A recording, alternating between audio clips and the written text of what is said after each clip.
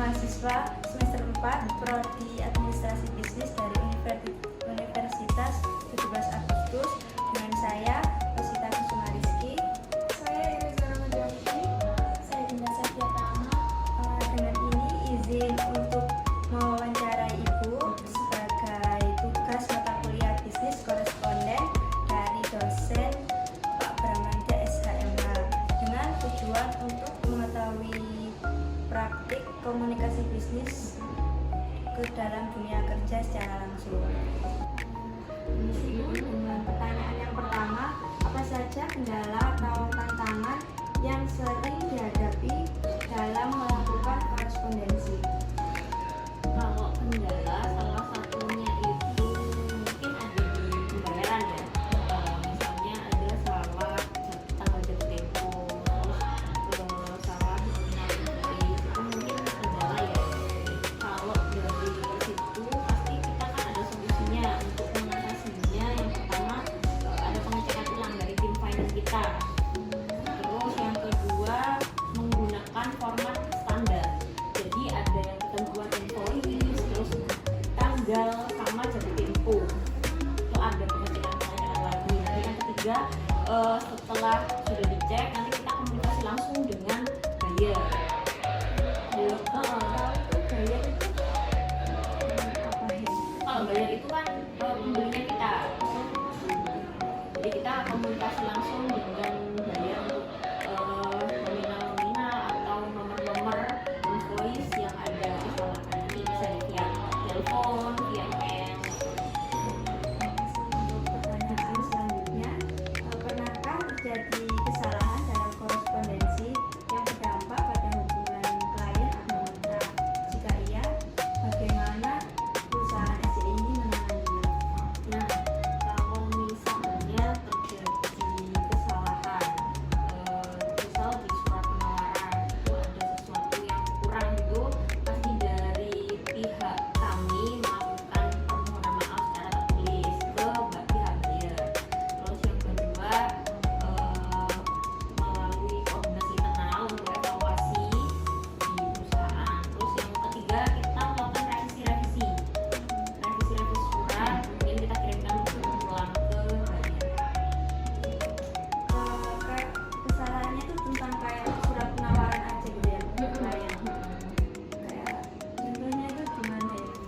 Penawaran itu lebih ke misal kita kan perusahaan makon ya, makon sepatu nih, jadi ada pihak buyer atau pemilik merek, misal ada pemilik merek A itu membuat jasa ke kami gitu. Nanti ada misalnya surat penawaran kalau tidak sesuai dengan harga yang ditawarkan.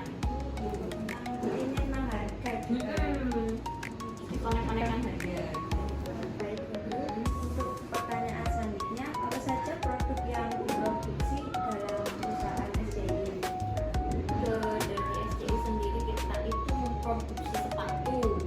Nah, kalau jenis sepatunya ada sepatu pem, terus ada sepatu PDL, PDH. Itu sih dari kulit asli kita ada, dari kulit sintetis kita juga ada, terus uppernya dari PVC juga ada. Jadi kita memproduksi berbagai macam produksi sepatu, berbagai jenis sepatu, olahraga, badminton gitu. Kalau dari sepatunya sendiri itu bukan dari produknya kami, tapi dari pihak kedua atau buyer. Buyer ini itu misalnya ada merek A, merek B, merek C, terus dijasakan ke kita. Jadi ini kayak gak ada brand sendiri gitu ya? Ya. Kalau brand sendiri kami punya ada Alamo, Quicksense, sama Koi. Itu brand-brand kita. Itu brand baru sih. Brand baru ya itu. Tiga. Jadi dari perusahaan ini ada 3 produk brand sepatu. Ada Alamo, Quicksense, sama Koi. Baik ya Bu. Untuk pertanyaan selanjutnya, siapa saja yang terlibat dalam proses produksi sepatu ini? Kalau timnya pasti yang pertama itu ada tim R&D. Tim R&D ini tim developer, jadi dia itu sebelum ada Jadi tim R&D ini akan membuat yang namanya sampel sepatu pertama. Terus ada tim produksi. Tim produksi itu meliputi tim sablon, ada tim emboss, terus ada tim cutting, terus ada tim jahit, ada assembling yang nyatuin antara frame dan outsole. Itu ada perbagian. Terus dibagi nanti kalau sudah jadi sepatu itu ada tim QC, quality controlnya. Kalau yang di QC itu pasti kita lihat sepatunya kayak apa enggak gitu. Direvisi lagi. Bukan revisi ya, lebih ke melihat kualitas ini itu lolos apa enggak. Kalau misalnya lolos di Nanti kalau misalnya ada beberapa yang enggak lolos, nanti kita ada namanya repair. Terima kasih Bu. Untuk selanjutnya, kapan proses produksi ini dimulai setiap harinya? Kalau proses produksi dimulai dari jam setengah 8 sampai jam setengah 5. Untuk jam istirahatnya di jam 12 sampai jam 1 siang. Itu untuk hari liburnya Untuk hari liburnya hari Minggu, hari Sabtu itu setengah hari, jam setengah 8 sampai jam 3. cuma setengah hari aja. Jadi Mm-mm. liburnya cuma hari Minggu. Hari Minggu. Selebihnya dari jam setengah 8 pagi sampai setengah 5 sore. Selanjutnya, di mana lokasi penyimpanan bahan baku sebelum diproses? Kalau bahan baku kita ada gudang material di lokal. Itu jadi Artinya material sendiri. itu untuk khusus penyimpanan yang belum diproses kayak gimana? Kayak belum jadi, udah jadi atau gimana? Belum, itu namanya gudang material, gudang bahan. Adanya di belakang. Gudang material ini ada aksesoris sepatu, misalnya ada outsole, ada frame itu apa ya, badannya sepatu, terus ada talinya, terus ada foam, itu semua disimpan di gudangnya kita di sini di belakang. Kalau ada lagi, kalau sudah jadi sepatu, kita ada yang namanya gudang jadi. Gudang bahan jadi itu gudang yang udah jadi sepatu, dari tim assembling ke packing, kemudian di QC sebelum dikirim itu sepatunya disimpannya di gudang bahan jadi. Oh, itu jadi sudah siap kirim gitu. Sudah siap kirim. Jadi kita ada dua macam gudang material sama gudang jadi sepatu. Untuk selanjutnya, mengapa produksi ini memiliki sistem berkelanjutan? Ya karena kalau misalnya dari segi limbah ya, kita itu limbahnya masih sisa-sisa upper yang enggak kepakai, kemudian nanti ada yang ambil. Jadi kita nggak ada yang namanya pembakaran limbah gitu. Itu yang ngambil tuh dari bagian dari sini atau luar? Ada pihak ketiga yang ambil dari bahan-bahannya kami. Oh, dari pihak ketiga, jadi bukan dari sini. Bukan dari sini. Kalau bahan kimia saya rasa belum ada ya, kalau bahan kimia jadi limbah gitu. Cuma sisa-sisa dari yang Jadi tak kepake gitu. upper-uppernya, sisa-sisa pemotongan cutting bahan itu aja sih. Kalau untuk bahan-bahan kimia masih belum ada.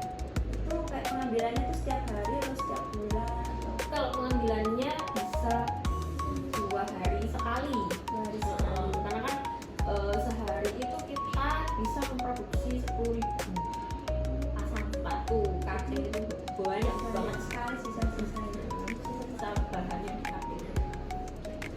Jadi pertanyaan terakhir ya, Bu.